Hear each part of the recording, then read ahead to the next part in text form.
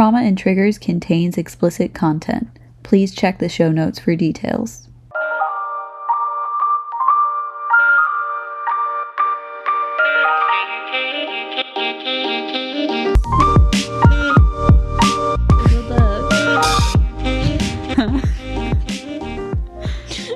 What did you just say, you bitch? It's not fair for you to roast me when I can't hear. I said, well, duh. That was it. That was the whole roast. fucking savage. All right. Guess what show you're listening to? Why don't you take a guess? 'Cause we're not going to tell you. It's a secret, bitch. No, just kidding. It's a well-known fact. Trauma and Triggers. And I'm Sabrina. And I'm Audrey. And today, it's the second week of Pride Month for you guys, not for us. Yeah, we're not in Pride, which I keep forgetting that, like, we're supposed to be doing the Pride Month thing. And I'm like, no, we're not there yet. Happy Pride Month. We're going to be talking about us, our sexuality. Yeah, this is about me. Yeah, it's our time to shine, and honestly, this is a Pride Month gift to ourselves. We're talking about topics that we actually just really want to talk about. Yeah, this month. I would like to say our whole podcast is a gift to ourselves. It sure is. We talk about what we want to talk about and how we want to talk about it. But I hope that you guys, either learn something or feel included. Yeah, through what we say. Yeah, I feel like this is a group of people that often doesn't feel represented at all, anywhere. In fact, as I found out in my research today, and also my life experience. If I didn't put it in the title, which I'm sure that I probably will, we're talking about demisexuality and asexuality. I would say that demisexuality is part of my identity, part of who I am, blah, blah, blah. It's not like a huge deal because no one cares. Honestly, I don't think many people really understand it. And it took me a long time for me to like get to a place where I was like, oh, this actually fits me a lot.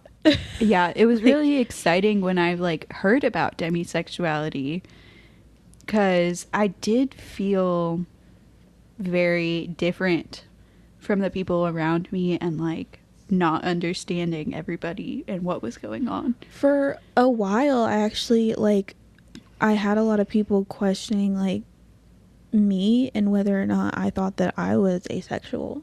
Mm-hmm. Like my mom asked me.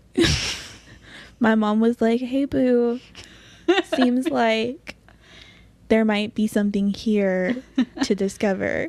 Yeah. And I was like, I don't think I'm like fully not into sex. I haven't liked it at all. And that does seem weird. I see where you're coming from, but I don't know where I fit in here. I see your perspective. So let's, offer some definitions for demisexuality and asexuality. There's a lot of different opinions on some of these things, so sorry. Sorry about that. If you don't like what we have to say, leave us a 1 star. Tell us that's why, though. Yeah, if you're don't be a bitch. Leave it on Apple and write out why, whore. Like, that's my problem. If you have something to say, fucking say it with your chest next time. God. Anyway, so demisexuality is a sexual orientation in which a person only experiences sexual attraction to someone that they have an emotional connection to. Asexuality is a sexual orientation in which a person has little to no interest in sex. People will argue some of these points. Some people say you're only asexual if you have absolutely no interest in sex, no interest in masturbation, and some people say like a little bit is allowed. Also, Go ahead. crazy statement to be like, you can be a little bit different in your sexuality, but if you're too different, You're not allowed. You're not allowed. I didn't realize we had rules. Yeah, some people say demisexuality is not a part of the asexuality umbrella. It is its own umbrella. I am not here to argue that today. I would say, we're first cousins or something like that. It's awfully close. The definitions are different, but that's kind of the whole point of a spectrum. Yeah. It's a spectrum, and like something to realize is these labels are for yourself in some ways. It's to help you understand who you are moving throughout the world, and to give you a tool to explain a part of yourself to people if they're interested in it. So that label may not entirely fit. Like, there are asexual people who do choose to have sex with their partners, and it's not necessarily like a terrible traumatic thing for them. It could be, whatever. Like, there are asexual people who do that. Yeah. There are asexual people who masturbate. There are demisexual people. So like, nobody exists in a totally black and white situation. So stop having such hard rules for something that at the end of the day is such a personal experience. And there are people who go through phases. Like, they may first identify as demisexual, go into asexuality, vice versa. Like, that doesn't delegitimize any point what label you were choosing. Yeah, I don't think it's fair to expect everybody to have it figured out that early on. Yeah. Or even later in life, like especially in a society where everything is so stigmatized and like expectations are right there in front of your face. It's really hard to actually figure out your identity when it doesn't fit into those expectations. Yeah. There's so much pressure surrounding sex in all communities. To be honest. In different ways. Like, there are people I've known who get pressured to have sex early, don't have sex. Like, there's so much pressure surrounding sex. It's such an individual thing. It's totally okay to never have sex, even if you're not asexual. Like, I'm getting all worked up. One thing I really wanted to make clear as we get into this topic, people who are asexual and demisexual, allosexual, gray sexual, whatever definition you want to use, they're not broken. Like, there's not something wrong with them that they don't experience sexual attraction. They can still have value to society and their community. They're not deficient people. And it might, like, their identity has nothing to do with any sort of abuse that they've experienced. Like, there's an assumption that asexual and demisexual people are that way because they've been abused in some way. That's not necessarily true. Yeah. But even if you are asexual and it has something to do with sexual abuse, it doesn't take away from the fact that that's something you identify with. And it's fucking fine. Yeah, it's no one else's business either way. Yeah. Someone doesn't get to sit there and tell you what you are. Yeah. So, I'm already mad. I'm already mad, and I think this is a sensitive topic for me because of being demisexual and not having the words for it or understanding what it is until much later in life. Yeah, I struggled a lot with like not fitting in with what seemed average for my age sexually. Mm-hmm. And that definitely caused a lot of problems. It was quite problematic. And just generally not fitting in with most people is just like, oh, okay. Yeah, like just being able to look at the people around you and see that they're at a certain point sexually and you're not there. Or even like I would always feel very different from my peers when they would just like look at a person and be like, wow, they're really hot and I want to have sex with them. And I would just laugh because I thought it was a joke. Yeah. I remember one of my big things has been like, I don't get crushes on people. Me neither. I really don't unless I know them well. And I remember like all throughout middle school, all throughout high school, I had all these friends and they were like, yeah, this is this person I really like, and it, or like this person I have a crush on, and it's like the most popular guy in school, and I'm like, why do you give a fuck about him? Yeah. Like, what about it? Yeah. You've spoken 2 words to this man. I remember picking crushes that everybody else had because I didn't know who to pick. I don't know that I ever really did that. I think that I generally just like, I avoided talking about it a lot. Or I was just like that person. It was like, yeah, no, I don't really like anyone here. Yeah. They all kind of suck. And then I moved on with my life. I was just like, I don't know. I wanted to fit in, but I also am a terrible liar. Yeah. And most of the time things don't feel worth lying about to me. And I think it's always been the case. So I don't know. I think the more I talk about this topic, the more I realize like how much I identify with this and how weird it's been like going throughout school and being like, okay, I don't relate to anyone here. Yeah. Like no one here.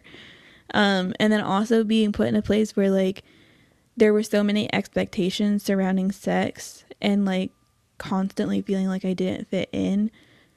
I sacrificed a lot of things that I was not comfortable sacrificing. Mm-hmm. Which I think definitely has had a negative impact over time. Yeah.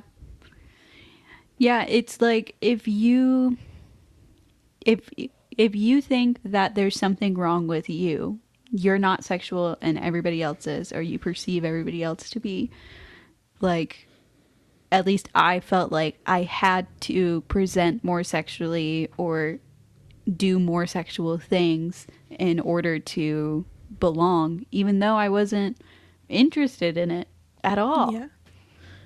Yeah. And I remember like a lot of my early experiences, I would just be so freaked out afterwards. Mm-hmm. I'd either be uncomfortable or grossed out or like literally on the verge of a panic attack. Dude, this one time my mom picked me up from like my ex-boyfriend's house. This was like freshman year. Mm-hmm. And she was concerned. I couldn't hide what was on my face. I was white as a motherfucking ghost. I was like, this is not for me. Next day, I told him I was gay. I lied to this man. I told him I was a lesbian. I love that for you. Thanks. I think that was a good choice. Sometimes you gotta lie to protect yourself. It is what it is. I think at the time I definitely knew it wasn't true, but I was also just like, maybe that is the problem. Like, I don't know what the problem is, but certainly don't want to fuck you. And there's that. Yeah, and I think why this, like, knowing that you have, like, realizing you're demisexual is so, like, powerful because it helps you understand yourself and it helps you set boundaries. Like, it should be enough to just be like, oh, I'm not really comfortable having sex, so I'm just not gonna do that. Yeah. But it's not. So I feel like I agree. Like sometimes it's not, especially when you're younger. I feel like I still struggle sometimes just being like, yeah, I'm not really feeling like it. Yeah. Like that's not an easy thing for me to do, and it was like nearly impossible when I was a kid. Mm-hmm. It just felt like those expectations were so strong, and like if I wasn't willing to have sex, people would either ignore that or be upset about it. Yeah. And I think people are more likely to take you seriously if you have a reason. Yeah.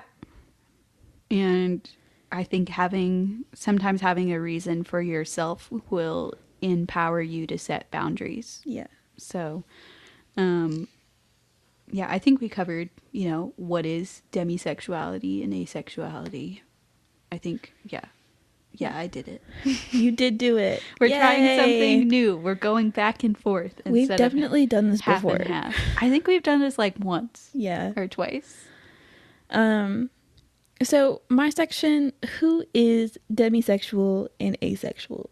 I tried to look up some demographics. There is almost no research about the demisexuals and the asexuals. Yeah. There's nothing out there. The representation is low, which is a theme we're going to see through this episode. It was hard to find anything about it. So there's a few things I did find. Women and non-cisgender people are more likely to report being on the asexual spectrum. There's definitely a lot of like, I didn't know really how to put it, because the likely to report part is just like who's most likely to be involved with surveys and like willingly admit that they're asexual. Mm-hmm. And so women and non-cisgender people were more likely to admit that on a survey. Yeah. But it's not necessarily concrete evidence that like women and cisgender people are more likely to be asexual or be on a sexual spectrum. So also along with that, people on the asexual spectrum are more likely to be younger.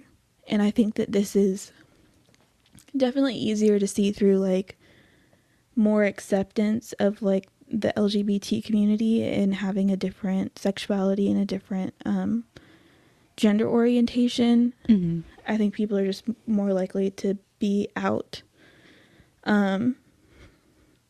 But I don't really believe that like as more generations are coming, like people are just becoming asexual. I think people have been asexual for a long time and it just wasn't okay. Yeah, it's like when labels and a new identity is discovered, people have had that identity. It's just they didn't have the words for it.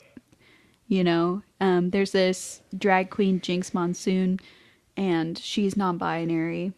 She's she, they. And she said she always felt non-binary.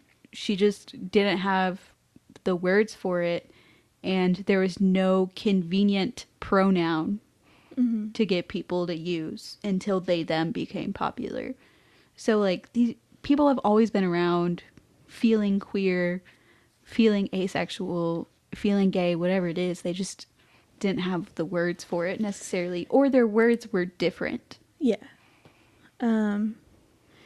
Also, of course, as we see in most LGBT communities, asexual people statistically experience higher rates of mental health issues. Yeah. Depression, anxiety, higher rates of suicide, that type of stuff.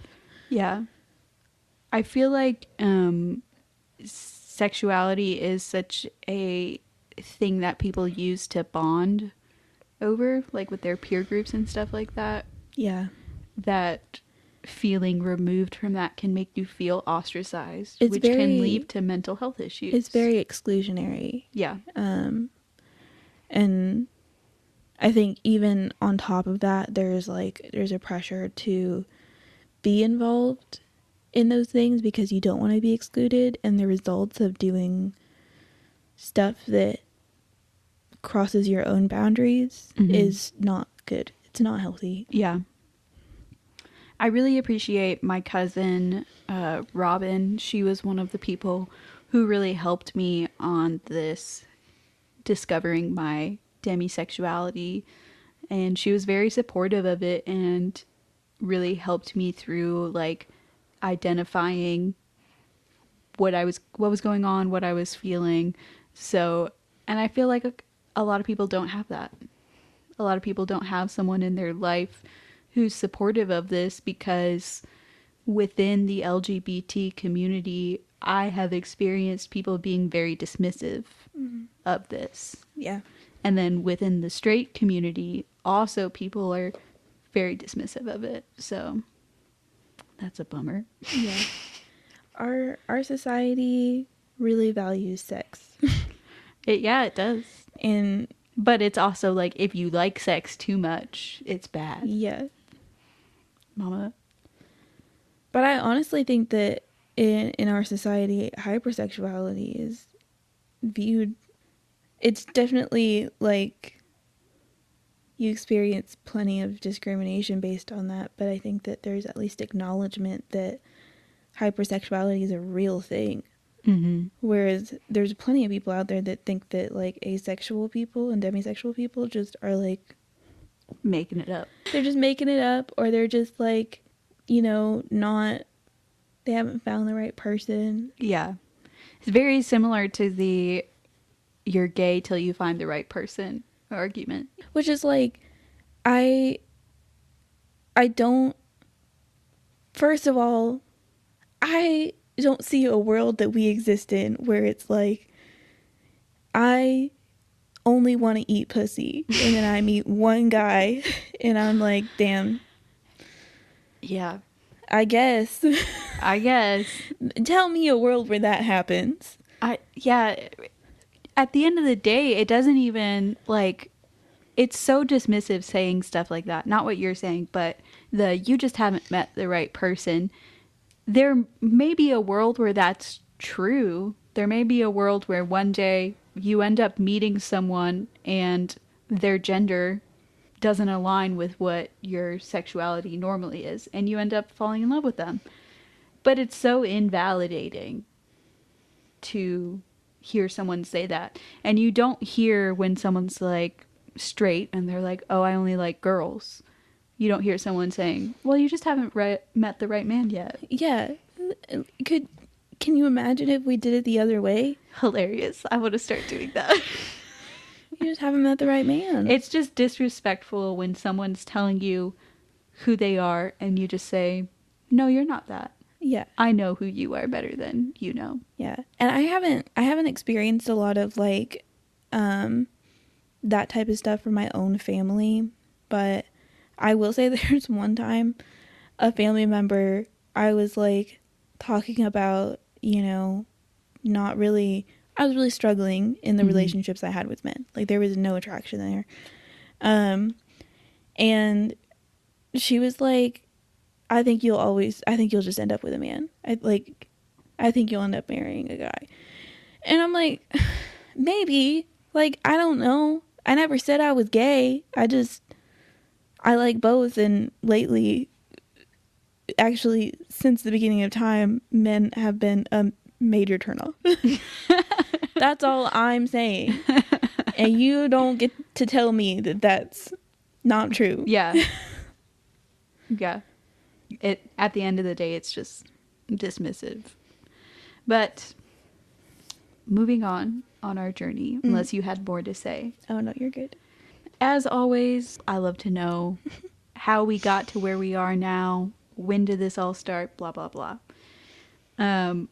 So there was this article written by a person who identifies as asexual. It's a long-ass title. A History of Asexuality, from Medical Problem to Recognized Sexual Orientation. So I got a lot of my information from there.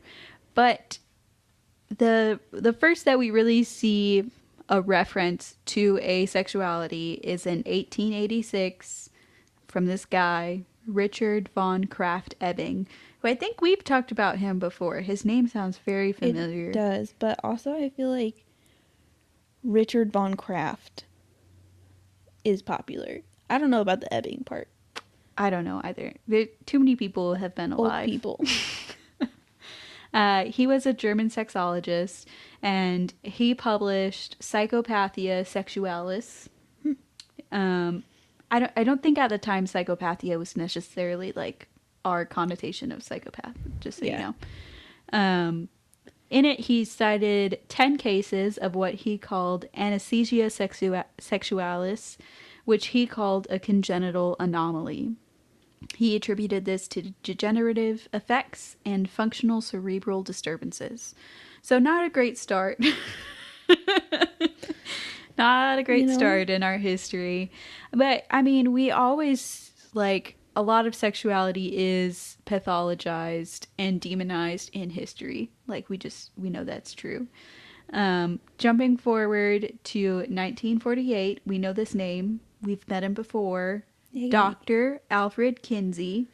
So we've talked about his Kinsey scale, and I didn't know this, but on the Kinsey scale, he also had an X category. The Kinsey scale goes from 0 to 6, 0 being exclusively straight and 6 being gay, and he just, like, interviewed a bunch of people. First he did just men, and then he did just women, and then rated them on the scale. Okay. So the X category in his data, the criteria for the X category is individuals are rated as X's if they do not respond erotically to either heterosexual or homosexual stimuli and do not have an overt physical contacts with individuals of either sex in which there is evidence of any response. I couldn't really get a sense if he was, like, it didn't seem that he had the same connotation as Kraft-Ebing, where he was like, oh, they're, you know, fucked up in the head. It was just, one of the things I like about Kinsey is he was just recording data. Yeah. There wasn't a lot of, like, input. There may have been some bias in input. I don't fully know. But from what I've seen, he was very just like, let's record what's happening with humans so we can get a better idea of what's going on. Yeah. And there's this category I don't really know the name of, but people are fitting into it, so here it is. Yeah. So I just thought that was interesting. Yeah. And that was something that I'd never, have you ever heard about that? Like, I know you did, like, human sexual behavior and stuff. I've never heard about that. And we've talked about Dr. Alfred Kinsey multiple times, and that's never come up before. So I was very excited to see that information. Moving on to some sad news. In 1952, the first edition of the DSM was published with frigidity listed as a diagnosis. Frigidity wasn't specifically defined. Like, at that time in the DSM, they didn't necessarily have to have, like, criteria for diagnosis like now. But essentially, it was a low or no sexual drive. We talked about frigidity in our episode, Female Sexual Dysfunction. So this might not necessarily qualify as asexuality, but it's still, like, it's another sort of negative medical diagnosis for people who have low or no sexual drive or interest in sexuality. So this is interesting. In 1980, the DSM-3, something called inhibited sexual desire was officially listed. The criteria was extreme aversion or avoidance of genital sexual contact with a sexual partner. So why that interests me in so much is by 1973, homosexuality was no longer a diagnosis in the DSM. Like, it was taken out in 1973 as a psychopathy, whatever you want to call it. So still in 1980, there's this idea that a low sex drive is a medical issue. Yeah. In 1994, the criteria was updated to include the genital sexual contact, the extreme aversion of genital sexual contact, caused distress or interpersonal conflict. So I guess that's a little better, but it's still not great. And that would remain the standard until 2013. That's yucky how close that is. Yikes. That's really recent in the grand scheme of things. I didn't expect that to be so recent. In some more happy-ish history, in 2000, there were a few internet groups that popped up as a safe haven for asexual people. Two notable ones: the Haven for the Human I can never say this word. The Haven for the Human Amoeba, Um, which does feel a little derogatory if someone else is saying it, but if you're saying it about yourself, it's fine, I guess. Another was the Asexuality, Visibility, and Education Network, which I think you're going to talk about a little bit. A little bit. Okay. So demisexuality doesn't really come on the scene until 2006. That's where it's first like recorded. Some unknown member of the Asexuality, Visibility, and Education Network officially coined the term demisexuality. So that term is much more recent than asexuality. Interesting. It seems like asexuality, the term itself, popped up in the 1990s. It's so crazy that all of these, like, they were terms for what these people were going through, and then the DSM, they were still just like, yeah, you just have problems. I got issues. You have to. But yeah, I mean, it's crazy to think, like, still in the DSM, there is sort of this idea of having low or high sexual drive is pathological. Yeah. And it's like, there's obviously levels where... It is sometimes. Like, I'm not disagreeing with the fact that sometimes it is. But sometimes it's just like, it's a non-issue. Yeah. And... it shouldn't be a major deal if that is the case. There shouldn't be this stigma about, like, people not feeling like sex is a necessity every, 24 hours. Yeah. And I do feel like they could handle that differently. Yeah. Do better. But it really was a reflection of the society at the time when the DSM was first coming out. Was like, the idea was what good people do in a society in the 1950s was they get married, they have at least 3 kids, and they do their best to work good jobs, and the women do their best to take care of the kids and make good citizens. Yeah. That was the idea. And if you don't have a sex drive, you don't fit into that equation. Right. But guess what? It's 2024, mama. We fit into any equation we wanna. We've moved on. Hypothetically. Hypothetically. I do, I'm now remembering, like, the more we talk about this, the more demisexual trauma is coming up. There's a lot.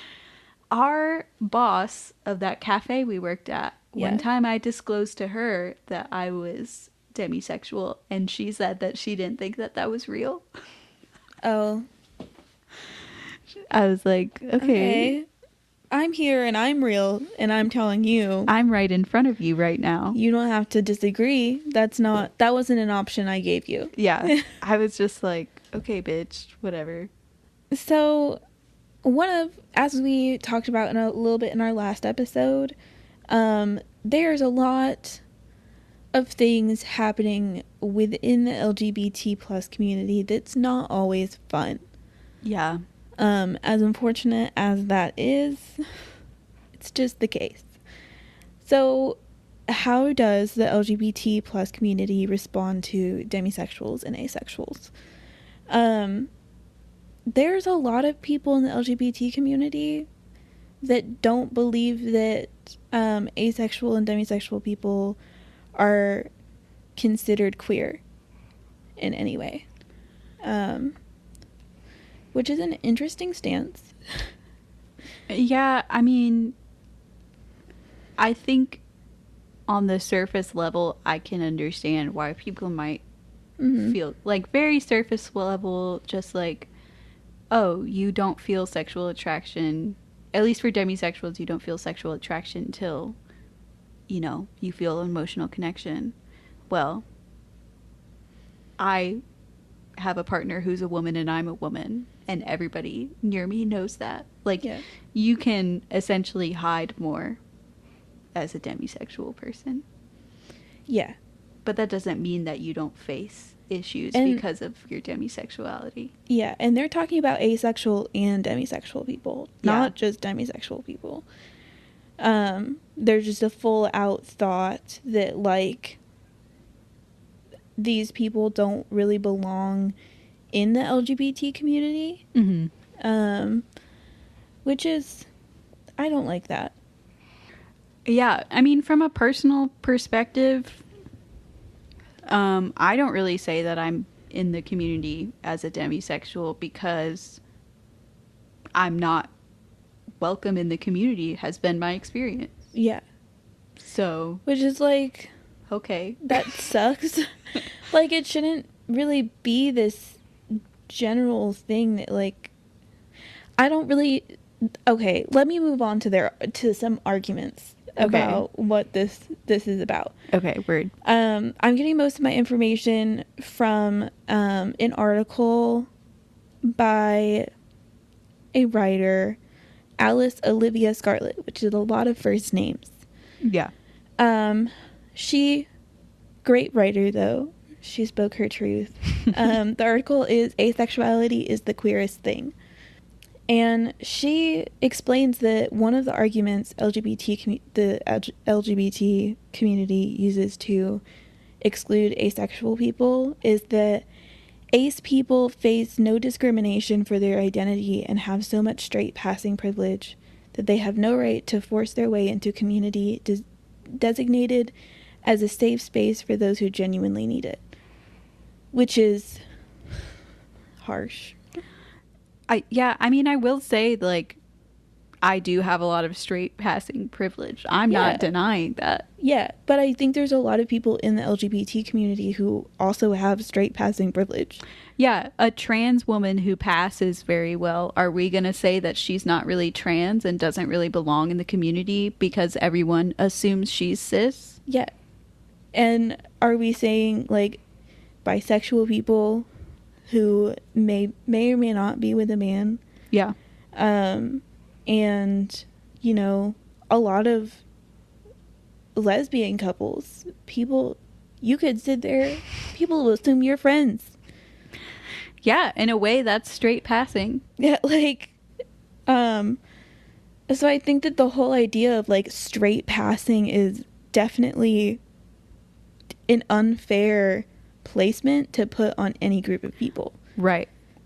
You only belong in our community if you're gay passing, essentially. Yeah. If you're queer passing. If people look at you and they're like, that's a gay person. Yeah. Then you belong. Yeah. Like, okay. And also the idea of, like, a community designed as a safe space for those who genuinely need it, when there's plenty of people who you just excluded who need a safe space. Yeah. And do belong within this community. So I just felt like it was very presumptuous of anyone to assume that asexual people are not facing discrimination and prejudice due to their orientation, especially in a society that's, like, that often is revolving around sex. Right. I think that like, even within the LGBT community, there's so much space where, like, sex is a big topic. Mm-hmm. And I don't think that asexual people are often fitting into that just because of how much everybody's just talking about sex. Yeah. If you've ever hung out with two lesbian women... End of sentence. That's it. That's all I had to say. It's just, like, sex is definitely... It's a highly talked about conversation. And it's cool to have a conversation, but, like... And, like, asexual people can absolutely be a part of a sexual conversation. Right. It's just, like... If it's totally based on experiences, and if you lack experience... or you lack interest in the actual activity, there is a part of that is, like, very uncomfortable to be around. Right. Yeah. I mean, there's a way, like, obviously asexual people and like, we have a whole podcast about sex and we're demisexual. Yeah. So obviously they can have conversations about sex, but it's different having conversations about it and then different using it as something to bond over. Yeah. There's two different things there. So that's what's going on in the LGBT community. I obviously don't think that in general people who are LGBT of any kind are just like think that asexual people don't deserve to be in the community. Right. I do think that we're complaining about the most outspoken and outliers. Yeah. Generally. Yeah. But there's an argument within that space that asexual people or demisexual people should be excluded. Yeah. Which is shitty, in my personal opinion. So how does the public respond to demisexuals and asexuals? Not just the LGBT community, everybody. Everybody. What is everyone's opinion? You know, not good. It's not great. I also, again, just really had a hard time finding any information about any of this stuff without like going through Reddit and finding like positives and negatives, and like there's no statistics, there's no like specific information. So a lot of what I'm talking about is based off of like a few personal experiences and like some things that I've seen online of other people's personal experiences. I think it's telling, like, in pop culture, I can only think of 2 characters that were openly asexual. I can't think of any characters who are openly demisexual. Who was asexual? In Sex Education. Oh, yeah. That one girl was asexual, and that was a wonderful moment. Yeah, I mean, that was recent. It was recent. And that was, I think, good representation. There was this show, it was like, I don't know, Chicago EMT or something like that. And there was a woman who was asexual, and she had a partner. And the whole, like, their whole relationship was just a joke about how he was horny all the time and she wouldn't have sex with him. That's fucked up. So that was, in my opinion, not the best representation. I didn't see the whole show, so I didn't see the whole character arc, so it might have turned out good in the end. But the image of the relationship was very much like, oh, she's just a frigid bitch who won't have sex with him, and he's so horny, it's literally painful. Like, he's having blue balls and stuff like that. And that's, I consume a lot of pop culture. Those are the only 2 people I can think of. Yeah. And they were both side characters. So anyway, sorry I keep cutting in on your pod. Oh, no, you're fine. You're all good. I really just, I don't even know. I wish there was more stuff out there that I could base this on, but it's like, Yeah. To be fair, you know, we're a small member of the population. We're a small amount of the population, but it doesn't mean that we don't deserve good research and interesting characters. Yeah. So somebody get on that, please. Somebody figure it the fuck out. But anyways, I do have some things to say about the public and their response to demisexuals. I love saying that, like they've submitted like a public statement. I like the idea that there's like a curtain that pulls back, introducing demisexuals, and then just an audience jotting down. Here's what we think. Their outfits trash. They're walking up asking questions. Yeah. It's like what's when like they all have a sit, like there's a bunch of popular a panel. Yeah, it's like a panel. Yeah. I love that. I love that for us. They should do that, actually. So people of the public generally seem a little perplexed with the idea that a person may just not be interested in sex, or their sexual orientation doesn't fit in with the sexual tones of society. Yeah. And I expect that, to be honest. At this point, I'm not surprised. I definitely feel like there's so much stigma around sex in general that it's not surprising that if somebody's just not having sex at all, that would be outrageous, unless you're a nun. Yeah. And you have like a real reason for doing it. And then think about how sexualized nuns are. Yeah. It's great. It's a great time here. But many people believe that like asexuality, not even believe, but just act as if asexuality is a fixable thing. Yeah.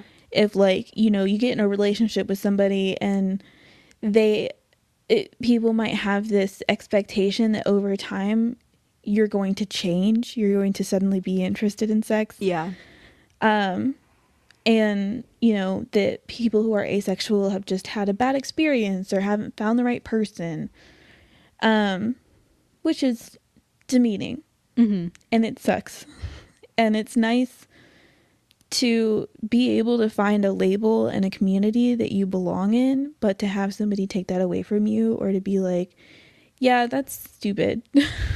Yeah. And that doesn't fit you. That doesn't, that's not a real thing. It feels shitty.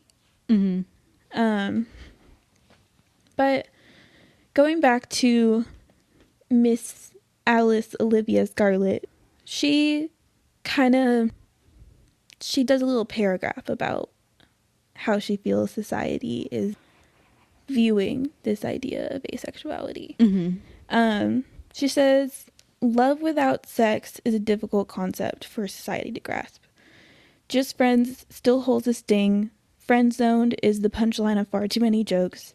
And there are still people who believe that sex is a biological need of the same importance as food and water. Watch a movie and the sex is the pot of gold at the end of the rainbow. The hero's reward at the end of the quest. You don't have to have a specific trauma to feel that special asexual exhaustion that comes from everything around you, shouting that your existence as a human is lacking in the most fundamental of ways. Go off, queen. Yeah. You did great. And I do really feel like a lot of people just think that like you're not living life to the fullest extent without sex. That's how it feels. Absolutely, that's what people think. I mean, the majority of people. It's just, she said it so well that I just feel like an idiot rambling on about it, but like she's right. Every book has a reference to sex. Almost every book. Children's movies will have jokes about sex. Jokes that go over the kids' heads, obviously. And it's hard because like I'm a very sex positive person and I believe that sexuality is a part of human nature and everybody has a relationship to sex, but like your relationship to sex can be that you don't want to have sex and that doesn't mean anything's wrong. It's just so, life isn't all about sex. It's disappointing that people live that way. And they also equate like love and romantic love to sex often. I think that's really like a lot of people can end up in really shitty situations that way. Right. Anyways, my last thing, I just kind of wanted to go back to AVEN, which is the Asexuality, Visibility, and Education Network. As I was doing some research, I just noticed a few things that were interesting. Obviously, it's a forum. It's not really moderated at all. So, like, you can kind of just post what you want on there. And as long as people don't have, like, it doesn't really violate any guidelines, like, it's going to get kept up. And I did notice a few people posting about whether or not demisexuality should be included amongst the asexual community. I thought this was pretty interesting. Mm-hmm. And kind of disappointing. It was very much like presumptive of demisexual people's experiences. There was a lot of equating like people who are demisexual to anybody who's a sexual person. Like they're just one of the normal people. Mm-hmm. Like, and I don't really know. He was heated. The person that I saw that was talking about this was mad. He was upset about the fact that demisexual people were being included. Yeah. And I was like, okay. Like, it, when you read it to me, it felt like he was saying that we're like intruding on his space, and it's like, okay, like, what do you want us to do? Yeah. And one of his arguments was it delegitimizes asexual people to the rest of the world.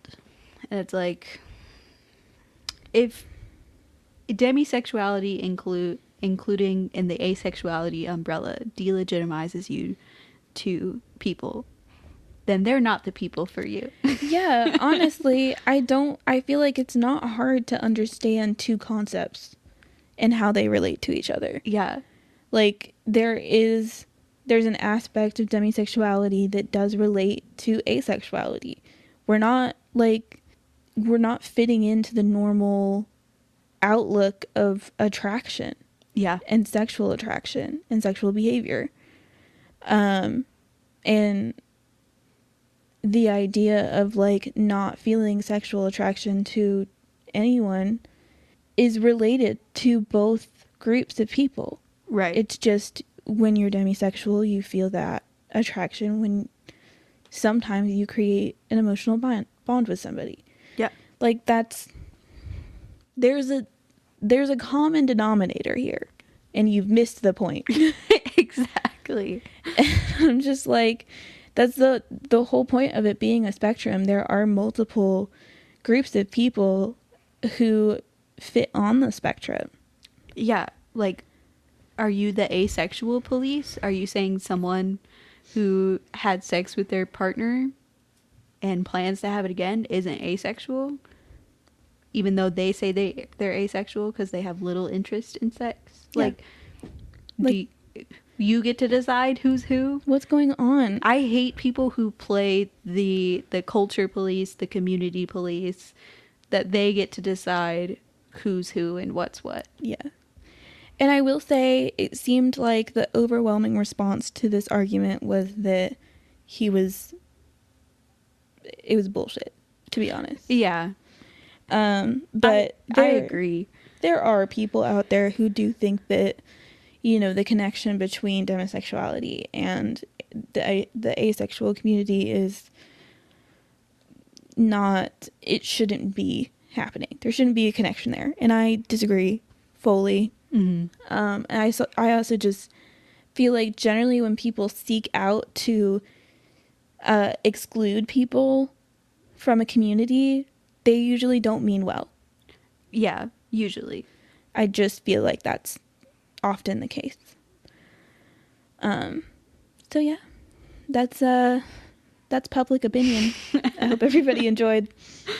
Here's a section that was supposed to be fun. It was disappointing. Some famous or popular people who identify as asexual or demisexual. The first one really surprised me. I don't know if you know who this is. Tim Gunn. Mm-mm. He is a very famous and popular fashion designer, and he was on Project Runway for a long time. He might still be on there. Very popular within the gay community. For a long time, he just identified as gay. Mm-hmm. And I think in 2011, he said that he doesn't have an interest in sex and identifies as asexual. That's cool. Yeah. Love it. I mean, like, you can be gay. Also, I feel like that's something, I don't remember if we mentioned it or not, But people who are asexual do still experience romantic attraction. Absolutely. They just don't experience sexual attraction. So you can be gay and asexual at the same time. Yeah. You can have a preference for who you are romantically attracted to while not being sexually attracted to them. Yeah, absolutely. I don't think we mentioned that, so I'm glad you brought that up. Another person, and this one's a little bit of a question mark, is Caitlyn Jenner. In 2015, she said in an interview that she was not interested in sex anymore and is just focusing on herself. Didn't specifically use asexual, but sure, maybe. We'll put her on there. Why not? Do you know who David Archuleta is? Is he the titanium guy? Yeah, I think so. No, that's David Guetta. Oh. Guetta. Hold on. David Archuleta, it also sounds familiar, but I can't.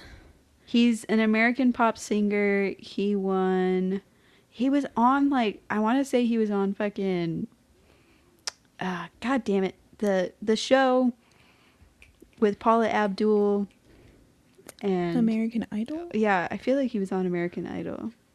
Yeah, I remember a time where he was, like, very, very popular. I definitely feel like he's not as popular now.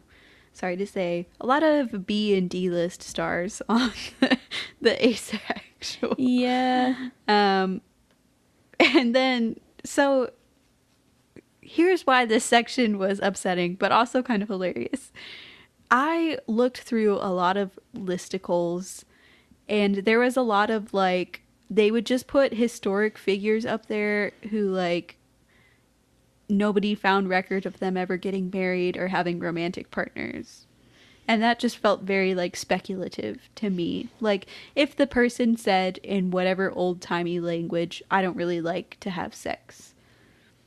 Yeah. Then we can list him as asexual. But if you're just looking at someone like Isaac Newton who never got married and saying that he's asexual, he was fucking crazy. He was fucking busy doing his thing. Yeah. Like a lot of people were probably having sex and just didn't get married. Or, like, even if they didn't have sex, also, okay. Yeah, I mean, it was a different There's a lot of time. people out there that die. You died young then. Like, it wasn't just like a, we're going till our, like, late 50s as a virgin. But, like, if you're an asexual person who finds representation in some of these historic figures, good for you, queen. I don't care. I'm just not going to include them on the list. An honorable mention, however, on a list by BuzzFeed News of 25 people who are asexual, out and proud, is SpongeBob SquarePants. That's so insane of them to do. That, sir, what the fuck are we talking about right now?